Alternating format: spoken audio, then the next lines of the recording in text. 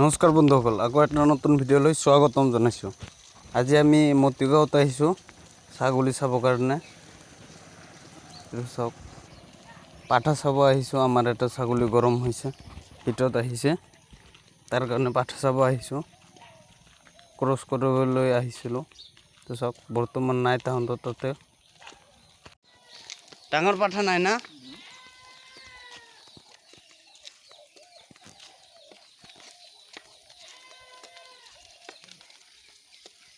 এইটো ক'ত পথাৰত লৈ যাব?